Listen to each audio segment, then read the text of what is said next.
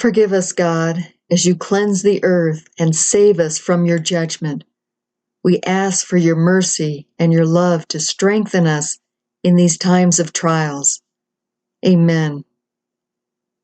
My people, Jesus began, I do not wish for you to remain in the dark as to who are the bad guys and who are the good guys in this Russian-Ukrainian war.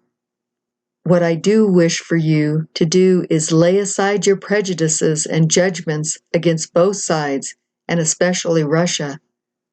Do you remember in the Old Testament when I sent Nebuchadnezzar to destroy the temple in Jerusalem and strip it of all its riches and people? This was a foreign nation steeped in idolatry who knew nothing of my ways. My people had seriously rebelled against me with witchcraft, satanic child sacrifices, and all manner of filth, even in the hidden chambers of the temple proper. Shall I allow such wickedness to continue and thrive, or shall I put an end to it? Many have criticized me for sending my armies to totally destroy every living thing in Jericho, and many other sorties to smaller towns. Do you really think I enjoyed doing it, or that I did it out of retaliation, or to provide the Israelites with treasures? If you knew the level of depravity that city was practicing, sacrificing their babies to Satan and practicing witchcraft and numerous other sins of divination and lewdness, you would not question my motives. Here are some scriptures that talk about the sins of the Canaanites. Joshua 6:21-30 says that they killed every living thing in the city of Jericho, men, women, young, old, cattle, sheep, donkeys, except for Rahab and her family, which is a good thing because she becomes part of the lineage of David and then Jesus Christ. But then the Israelites burn what was left. The sins that the Canaanites practiced were disgusting to the Lord. They even defiled the animals by having intercourse with them, incest with blood relatives, sex with animals, sacrificing infants to Moloch, homosexuality.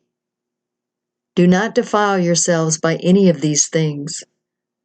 For by all these nations which I am casting out before you have become defiled, for the land has become defiled. Therefore I have brought its judgment upon it, and the land vomits out its inhabitants. But as for you, you are to keep my statutes and my judgments, and shall not commit any of these repulsive acts, neither the native born nor the stranger who lives temporarily among you.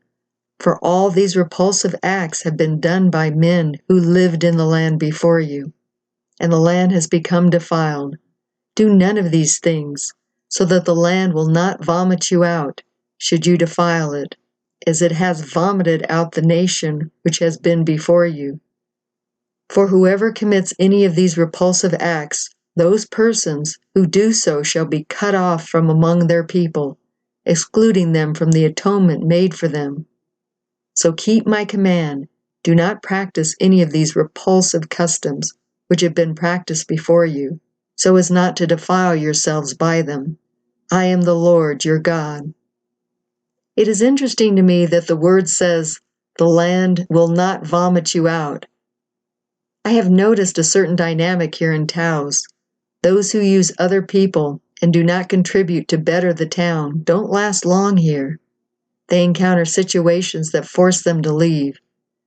The Lord continued, when they followed these statutes, they remained healthy, their farms flourished, and they conquered their enemies.